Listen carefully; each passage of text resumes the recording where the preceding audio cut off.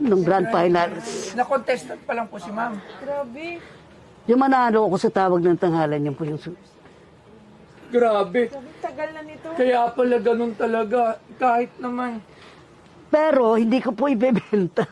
Grabe. Kaya ko lang po dinala para makita ninyo. Oo. Dahil sa...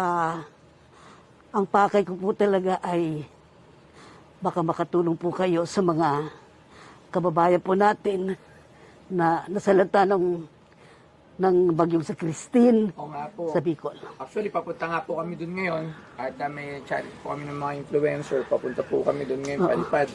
Grabe. Pero mama, hindi nyo pala ito binibenta, pero meron pala kayo nito. Opo. Alam nyo ang worth nito? Ang worth nito assess ko lang hindi ito bababa ng 5 million pesos. Ganun po ba yun? Kasi one and only lang kayo, ma'am.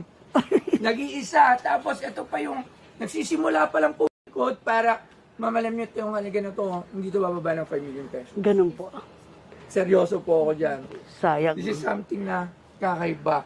Pero ma'am, sige po, ako po ay magdo-donate para po sa pamigay na lang po. Para po dun sa inyo po nga po, nakita ko nga po sa page nyo, yung mga Noranias. Opo. Meron po kayong, grabe ma'am, naisip nyo pa rin pong tumulong. Ay, hindi po naisip talagang dumarating po sa puso ko yun kapag may mga taong, mga kababayan na nangangailangan ng tulong, kaya may pera, kaya walang pera, gumagawa po ako ng paraan para makatulong sa kanila. Sabi si ma'am na... Yan po ay mula sa puso. Opo.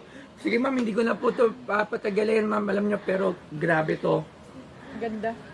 Alam mo, ganda yun sana sa ating kasi. Ma'am, pag nagbago ang isip nyo, pag-ipunan ko to, at gusto ko to may lagay sa museum ko. At January may museum na ako.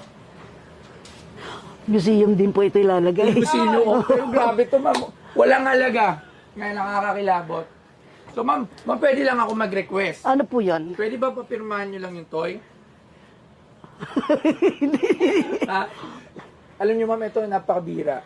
Itong dalawa. Ito po ay marami. Sige Para po. lang po, ito po marami. Para po sa mga kababayan natin sa Opo. Bicol.